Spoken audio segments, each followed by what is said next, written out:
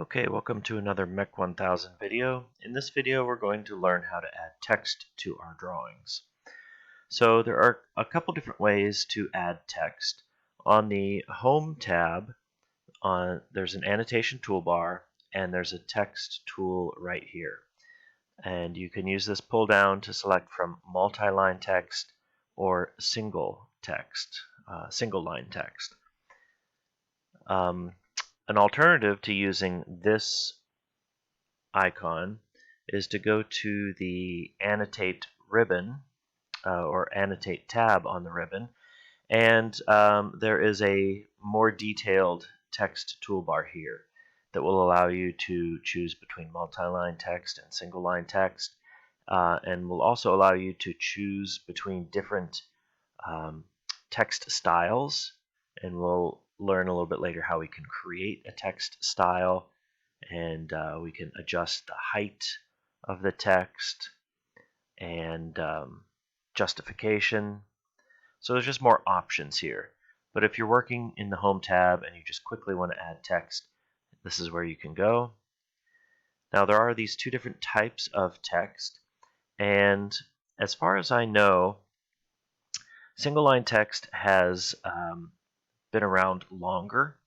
AutoCAD has evolved over the years with new features and new commands being added, and so I think single line text is the original method of adding text, and then at some point later in time multi-line text was added.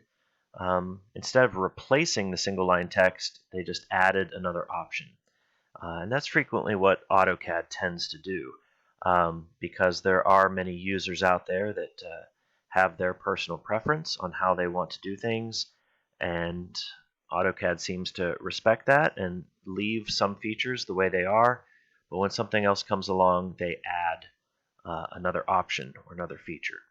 So let's start with single line text because it is the oldest or original way of making text. So the thing about using single line text is that you do need to specify several options down here in the command line before you begin actually creating your text. So if you want to adjust the justification, you would click here or type J for justify. If I do that, you can see that you have all these different justification options: left, center, right, align, middle, fit, and then top left, top center, top right, middle left, middle center, middle right, bottom left, bottom center, bottom right. So justification basically is the way that the text is aligned or organized or placed, I guess, are different ways I could describe that. So I'm going to actually escape out of that command, and I'm going to draw a rectangle so that we can maybe illustrate some basic justification stuff. So if I draw a rectangle here, and I want to place text in the upper left corner, let's say. I want it to be upper left or top left justified. I'll begin my single line text, choose justify, and choose top left. Then we need to specify a single point. So single line text, we just choose a point, and then we have to specify the height. I'll just leave it as 0.2. That's the default option, so I'll hit enter. I need to specify the rotation angle. So do I want the text to just be horizontal, or do I want it to actually be running straight up, which would be 90 degrees, or maybe at a 45-degree angle? Whatever that rotation angle is, you'd have to specify that now before we actually type the text. I'm just going to leave it as 0, so I'll hit enter. And now, after making all of those selections, now I can begin to type the text. So I'll type single line text. And it's a little bit of a misnomer to call it single line text because you can now add multiple lines. I hit the enter button and I returned down here, and I can start adding a second line. It used to be you couldn't do that. It used to be that single line text was literally limited to one single line. But now you actually can create multiple lines of text. So to finish creating your text, you just sort of have to click away, or no, it looks like hit the escape button to escape out of the single line text command.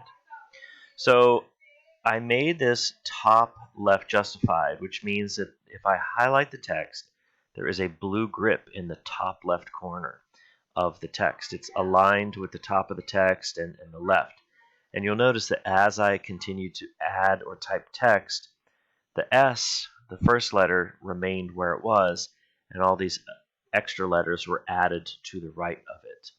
So I can move the text around by selecting that grip, that top left grip, and moving it where I want to go. The grip here in the bottom left, that's as far as I know, is just always there regardless of your justification. So let me now demonstrate. Maybe I want to do bottom right justification for my single line text. So I'll select my single line text, click justify. This time I'm going to do bottom right and choose the point, the bottom right corner. I'll choose the same text height, same rotation angle, and now I can start typing bottom right justification. Okay, so I hit the escape button there, and that just escaped out without actually creating the text. So I'm going to try that again. Same height, same rotation angle,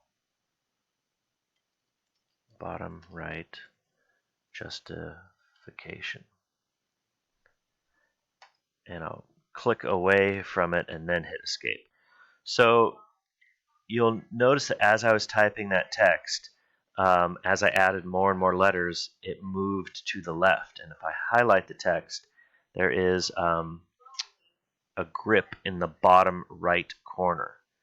Okay, and so that is the insertion points, and that indicates how the text is justified. So the justification means that that point in the bottom right corner is essentially anchored, and that as I add more and more letters to this string of text, it shifts further to the left, but this point remains fixed. So justification is probably the thing that I see most students neglecting or getting incorrect when they do text in a drawing.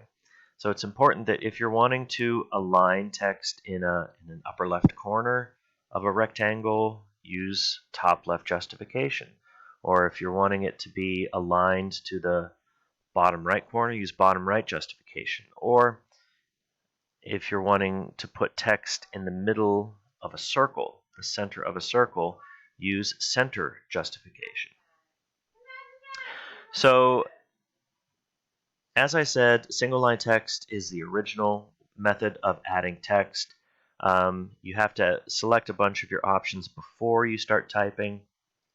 And if I double click on this text, it will highlight it so that I can come back in if I want to change this text, or if I misspelled something and I want to edit it, or I want to add more words.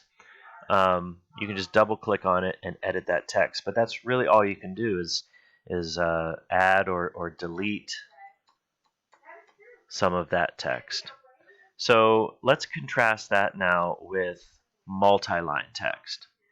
So with multi-line text, rather than choosing a single point, you select a window. For instance, I can select the top left corner and bottom right corner of this rectangle. And so I can now fill in my multi-line text inside this box. And so I can start typing my multi-line text. The nice thing that I like about multi-line text is that it brings up this text editor ribbon or tab. on the ribbon. And this has a lot of features similar to what you might see in Microsoft Word. We can make the text bold or italicized or underlined. We can edit the justification. If I make it middle center, it puts the text right in the middle of this box. I can, if I wanted to make a bulleted list, I can do that. I can add multiple columns. I can add symbols. So the degree symbol or the diameter symbol are very commonly used symbols in technical drawings.